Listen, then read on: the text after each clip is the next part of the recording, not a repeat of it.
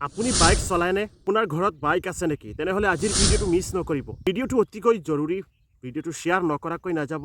আজিৰ এই ভিডিঅ'টো যদি আপুনি শ্বেয়াৰ কৰে তেনেহ'লে শ্বেয়াৰে হয়তো কাৰোবাৰ জীৱন বাচিব পাৰে, এটা নিশ্চিত বা ভয়ংকৰ দুৰ্ঘটনা সংঘটিত হোৱাৰ পৰা ৰক্ষা পাব পাৰে। অকণমান অসাৱধানতাই আমাৰ জীৱনত এনেকুৱা ভয়ংকৰ অমানিশাৰ সৃষ্টি হ'ব পাৰে। গতিকে ভিডিঅ'টো সম্পূৰ্ণ শেষলৈকে চাব।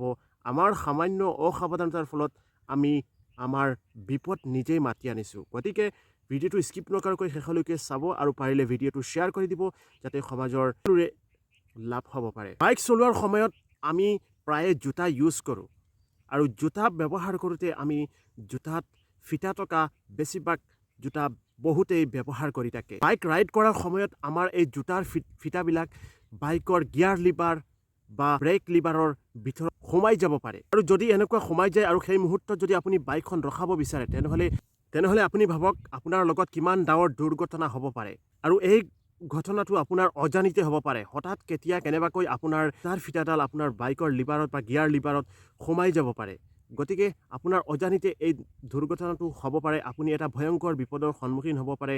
আপুনি যেতিয়া আপোনাৰ ভৰিখন মাটিত ৰাখিব নোৱাৰিব, আপুনি চিন্তা কৰক তেতিয়া আপোনাৰ লগত কেনেধৰণৰ দুৰ্ঘটনা বা কেনেধৰণৰ ঘটনা সংঘটিত হ'ব পাৰে। গতিকে আৰু তেনেকুৱা পৰিৱেশত আপুনি বাইকৰ পৰা পৰি যোৱাৰ সম্ভাৱনা বহুতো বেছি থাকে, কিয়নো আপোনাৰ ভৰিখন আপুনি মাটিত ৰাখিব নোৱাৰিব। আৰু এই ঘটনাটো যদি কিবা হাইৱেত বা ৰাষ্ট্ৰীয় ঘাইপথত সংঘটিত হয় তেনেহ'লে সেই মুহূৰ্তত কেনেধৰণৰ ঘটনা আপোনাৰ লগত সংঘটিত হ'ব পাৰে আপুনি অলপ কল্পনা কৰক।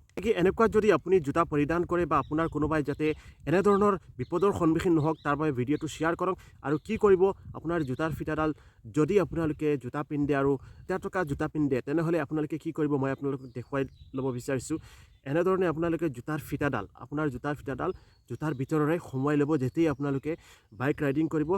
এই কথাষাৰ আপোনালোকে সদায় মনত ৰাখিব আৰু আনকো সচেতন কৰি দিয়ক এই ভিডিঅ'টো শ্বেয়াৰ কৰি, কাৰণ এনেধৰণৰ সামান্য অসাৱধানতাৰ ফলত এনেধৰণৰ ডাঙৰ দুৰ্ঘটনা আপোনাৰ বা আপোনাৰ পৰিয়াল বা আপোনাৰ কোনোবা বন্ধু বান্ধৱৰ লগত বা আপোনাৰ অঞ্চলৰ কোনোবা মানুহৰ লগত এনেধৰণৰ ঘটনা সংঘটিত হ'ব পাৰে। গতিকে ভিডিঅ'টো পাৰিলে শ্বেয়াৰ কৰি দিয়ক যাতে আপোনাৰ এটা শ্বেয়াৰে সমাজৰ সকলো মানুহৰ লাভ হ'ব পাৰে। এইটো অত্যন্ত চিম্পুল লাগিব পাৰে, আপোনালোকে অৱহেলা কৰিব পাৰে, কিন্তু আপোনালোকে এবাৰ কল্পনা কৰি চাওক এনেকুৱা যদি চিটুৱেশ্যনৰ সন্মুখীন হয় তেনেহ'লে আপুনি কি কৰিব? আপুনি বাইকৰ পৰা পৰি যোৱাটো এক প্ৰকাৰ খাটাং, আৰু আপুনি যদি বাইকৰ পৰা পৰি যায় তেনেহ'লে আপুনি নিশ্চিত কিবা দুৰ্ঘটনা আপোনাৰ লগত সংঘটিত হ'ব পাৰে, আপুনি আঘাতপ্ৰাপ্ত হ'ব পাৰে। গতিকে ভিডিঅ'টো অৱহেলা নকৰিব, শ্বেয়াৰ কৰি দিয়ক সমাজৰ কাৰণে। আৰু এনেধৰণৰ গুৰুত্বপূৰ্ণ ভিডিঅ' পাবলৈ পেজটো ফ'ল' কৰিব আৰু পাৰিলে কমেণ্টত মতামত জনাব আপোনাৰ লগত এনেকুৱা কিবা ঘটনা সংঘটিত হৈছেনে আৰু এই ভিডিঅ'টো কেনেকুৱা পালে কমেণ্টত জনাব। ধন্যবাদ।